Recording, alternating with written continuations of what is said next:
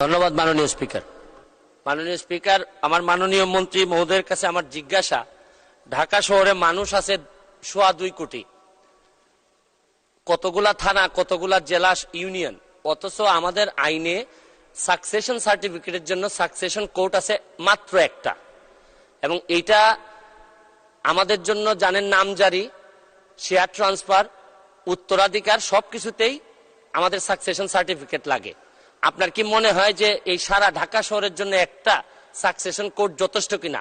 আরেকটি হচ্ছে কি 138 এর একটাই প্রশ্ন। ধন্যবাদ। একই সাথে রিলিভেন্ট স্পিকার, স্পিকার আপনি আইনের মানুষ, ওই 138 এর চেকের মামলায় এক একটা ডেট পরে 1 বছর পর পর ঢাকা শহরে চেকের মামলা এখন আর কেউ করতে চায় না, শুধুমাত্র ডেট পড়ার কারণে। এই ব্যাপারে আপনি কিছু সিদ্ধান্ত নেবেন কিনা? ধন্যবাদ মাননীয় স্পিকার।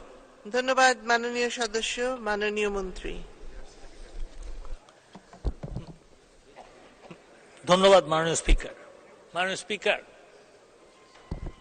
মাননীয় সংসদ সদস্য যেরকম মানুষের উপকার করার জন্য সংসদ সদস্য হয়েছেন, আওয়ামী লীগ সরকার কিন্তু জনগণের উপকার করেছে এবং করে বলেই এই 10 বছর 11 বছর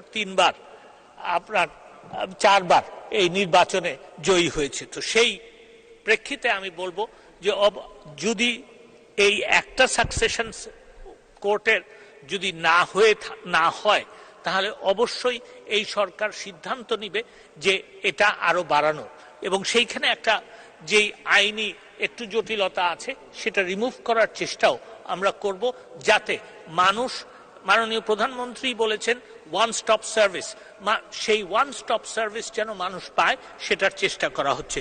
দ্বিতীয় প্রশ্ন যিনি যেটা করেছেন, প্রথম কথা হচ্ছে যেটা ওনার আমার মনে হয় অনুধাবন করা উচিত যে বিচার বিভাগ স্বাধীন। তো সেই প্রেক্ষিতে আমি বলতে চাই যে section 138 of the negotiable instruments অ্যাক্টের যে মামলাগুলি, সেখানে জটিলতা হচ্ছে। আমরা চিন্তা ভাবনা করছি যে এই আইনটার এবং বিশেষ করে এই ধারাটার আপনার সংশোধন করার জন্য, এবং তড়িৎ যাতে মামলা শেষ হয় সেটার ব্যবস্থাও আমরা নিচ্ছি। এবং আরো আমি ওনাকে জানাতে চাই যে এই তড়িৎ শেষ হওয়ার জন্য যে কিছু আদালত সৃজন করতে হবে, সেই জন্য অলরেডি আমরা জনপ্রশাসন মন্ত্রণালয়ে লিখেছি। মাননীয় স্পিকার, আপনাকে ধন্যবাদ। ধন্যবাদ মাননীয় মন্ত্রী। মাননীয় বিরোধী দলীয় চিফ হুইপ জনাব মোহাম্মদ মুজিবুল হক, কিশোরগঞ্জ 3।